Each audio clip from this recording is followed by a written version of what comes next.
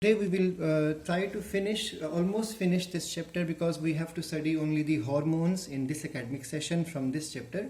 So the next hormone to study is ethylene, and as I told you in the first portion of this video itself, that ethylene is a type of growth inhibitor, or it has a negative control over the growth of the plant, growth and development of plant. So remember, I have told in the last class also to you that ethylene also has some role to play in the positive growth, but it has more negative effects compared to the positive effects. So maximum of the researchers and scientists, they try to keep ethylene in the column of growth inhibitor type of hormone. So as I told before, ethylene is the gaseous hormone for plants. So it's a gaseous hormone which is responsible basically for horizontal growth and to stop the longitudinal growth. That means it will cause the widening of the plant instead of longitudinal, or what you call as the vertical growth of the plant. This hormone functions at a very low concentration, and it is also present in air as an air pollutant. And ethylene is produced from the amino acid, which is an essential amino acid, that is methionine. It is synthesized in all the plant parts, whether it is root, stem, fruit, leaf, seeds, flowers. Think of any portion of plant, ethylene is produced there. And young leaves produce more ethylene compared to the mature leaves. And the maximum ethylene is prepared from those fruits which are ripening. So ripening fruits, they release more amount of ethylene. That's why you would have seen when a ripe banana or a yellow banana is kept next to the green banana overnight, you will find the green banana quickly turns yellow in color. It is because of the maximum concentration of ethylene coming out from the ripening of the yellow banana kept next to it. So one more thing you need to remember, that injury also to a plant portion will cause ethylene to be formed, along with excess amount of oxygen, excess amount of abscisic acid, even stress. These all conditions will cause ethylene to be produced in a greater amount. So these are the various reasons or various ways ethylene is produced. Now there is something which is called as ethophone.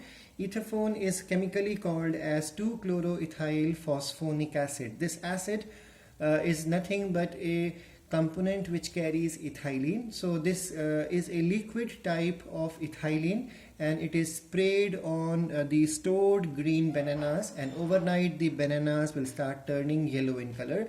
So this is used for fruit ripening. You can learn this, one of the use or example of ethylene's function. Ethylene's role as a hormone. So let's understand the history also. Cousins was the scientist who in 1910, he found that something volatile comes out from the orange, and those oranges, as they are ripening, they release some gas. And then it was Gain in 1934 who identified this volatile gaseous component as ethylene. So this is regarding the history of discovery of ethylene. Now let's quickly go through the functions of ethylene. So the first function of ethylene we can learn is the root initiation, root hair formation at the low concentration.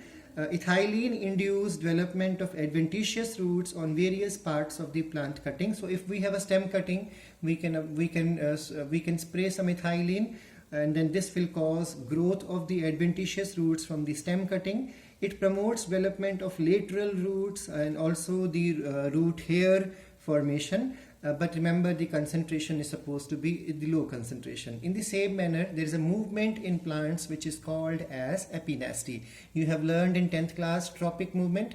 In the same manner, we have nastic movement also. So epinasty, ethylene is responsible for downward bending of the leaves.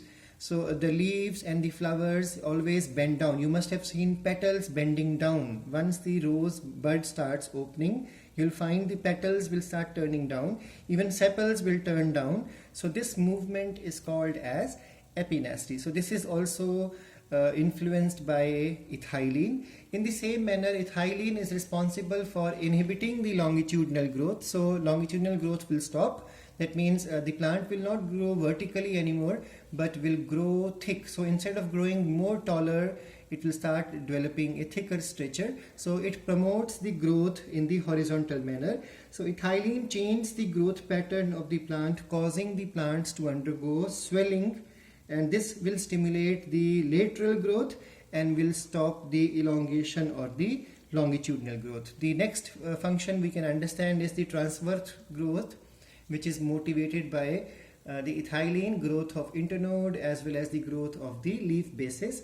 It also has a control over flowering. Basically, ethylene stops flowering, but there are plants, for example, pineapple family. In the family of pineapple, all those plants which come in the family of pineapple, that means Annona, you will find that these plants, when they are sprayed with ethylene, they are motivated to start producing flower. So in pineapple family, ethylene induces flowering. This also this type of spraying is good because if we are performing cropping, if we are doing farming of pineapple and the plants which fall in pineapple family, then all the plants when they are sprayed with ethylene, they will produce fruits together. So the fruit harvesting also will be together. This will save a lot of time for the labor work. In mangoes, initiation of flowering is also mediated by ethylene. There is another function of ethylene, and that is root develops insensitivity to geotropism. We have learned about gravitational pull in 10th class. So apogeotropism, that means the root will stop taking any stimulus from the gravitational pull. So that means what roots will become insensitive to it.